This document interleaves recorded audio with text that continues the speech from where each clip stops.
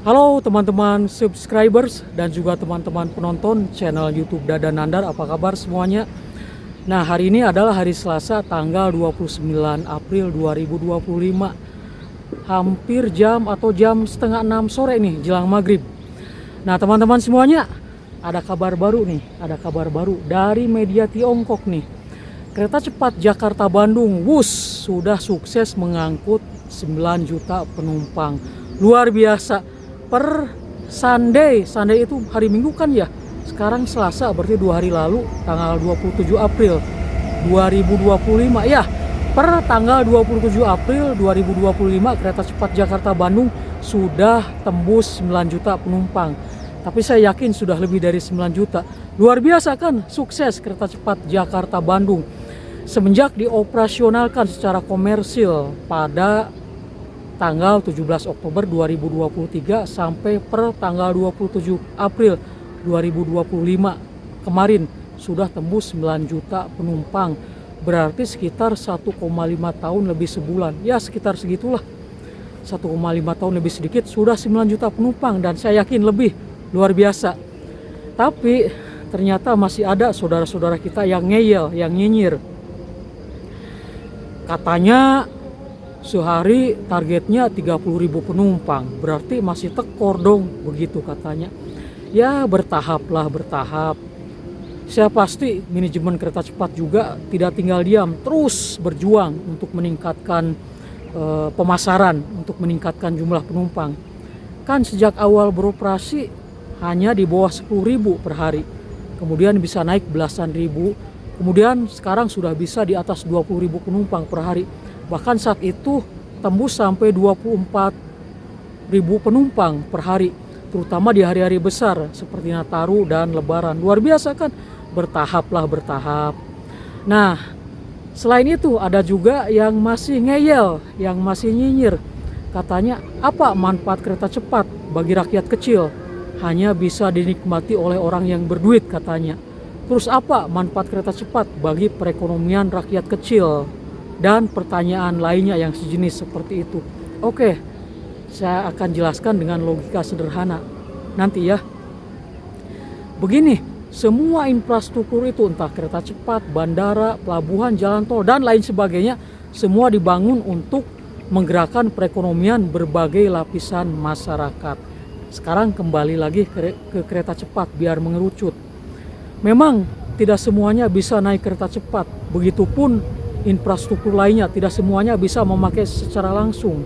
Sekali lagi, tidak semuanya bisa naik kereta cepat, entah itu karena tidak bisa beli tiket, atau misalnya tinggalnya jauh di luar Pulau Jawa, Sumatera, Kalimantan, Sulawesi, dan di tempat jauh lainnya.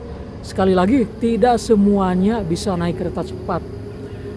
Walaupun begitu, bukan berarti tidak bermanfaat buat rakyat yang tidak bisa naik atau tidak ada manfaatnya buat perekonomian rakyat kecil. Tetap ada, karena seperti yang saya katakan, semua infrastruktur itu dibangun untuk menggerakkan perekonomian masyarakat, semua lapisan masyarakat. Sekarang fokus ke kereta cepat, fokus nih. Saya akan jelaskan dengan logika sederhana. Penumpang kereta cepat dari Jabodetabek pergi ke Bandung, naik dari Halim. Tentunya kan mereka ada yang turun di Padalarang, ada juga yang turun di Tegaluar, betul kan? Nah, dari Padalarang atau Tegaluar pastinya mereka akan melanjutkan perjalanan dengan transportasi daratnya, dengan transportasi darat lain untuk menuju ke tujuan berikutnya. Entah itu naik ojol, naik taksi, naik travel, naik bis, atau naik mobil charteran, betul? Nah, si supir-supir angkutan umum itu, mereka akhirnya kecipratan rezeki dari penumpang kereta cepat. Walaupun mereka tidak naik kereta cepat, tapi tetap ada manfaat tidak langsungnya, ada efek berantainya. Mereka dapat duit, tetap kecipratan berkat adanya penumpang kereta cepat, berkat adanya kereta cepat. Satu tuh yang kecipratan rezeki. Nah, kemudian selanjutnya, setelah si para sopir itu mengantarkan para penumpang kereta cepat ke tujuan berikutnya, entah itu hotel, tempat wisata, kuliner, dan lain sebagainya. Nah, mereka juga akan mengeluarkan duit buat bayar hotel, buat masuk tempat wisata, buat kuliner, dan lain sebagainya. Dua tuh, yang tempat usaha juga kecipratan rezeki. Dua tuh, manfaat berantainya, manfaat tidak langsungnya keberadaan kereta cepat. Nah kemudian si tempat wisata itu juga, hotel itu juga, si tempat kuliner itu juga, dan lain sebagainya kan mempekerjakan karyawan pastinya. Nah karena dapat kunjungan dari penumpang kereta cepat, maka si karyawannya tetap bisa bekerja dan bisa dapat gaji. 3 tuh. Kemudian si karyawan juga kan punya keluarga. Mereka akhirnya karena dapat gaji bisa menafkahi keluarganya. 4 tuh. Efek tidak langsungnya kereta cepat, efek berantainya sudah 4 tuh. Itu dari sisi penumpangnya saja, belum dari sisi pajak. Pajak apa? Kan si angkutan umum itu, ojol, travel, bis,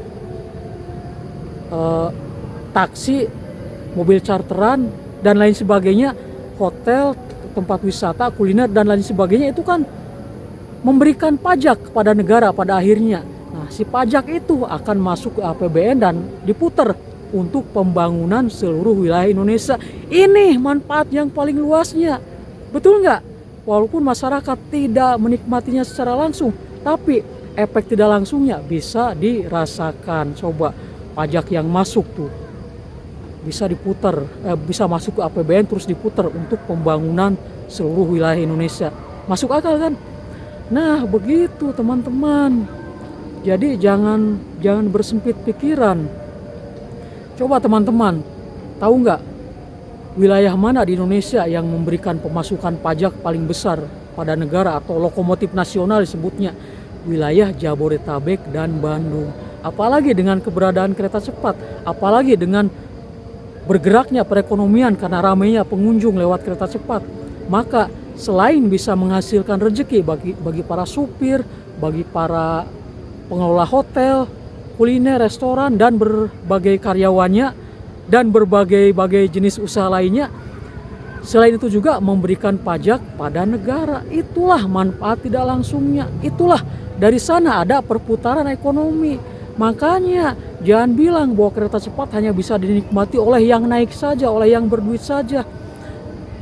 Apa manfaatnya kepada masyarakat kecil? Ya itu tadi sopir angkutan umum, hotel, restoran, tempat wisata, karyawan dan keluarganya semuanya kecipratan duit dari penumpang kereta cepat. Itu artinya efek dari keberadaan kereta cepat Jakarta-Bandung. Dan selain duit yang dikeluarkan dari sisi penumpang, juga duit dari tempat-tempat usaha itu yang dikunjungi oleh penumpang, dari angkutan-angkutan umum yang jasanya dipakai oleh penumpang kereta cepat, semuanya menghasilkan duit dan memberikan pajak kepada negara. Pajak itu yang digunakan untuk APBN dan disebar ke seluruh wilayah Indonesia untuk pembangunan. Itu manfaat ekonominya, karena sekali lagi semua infrastruktur itu dibangun untuk menggerakkan perekonomian seluruh lapisan masyarakat. Begitu. Terima kasih. Capek juga saya bicara.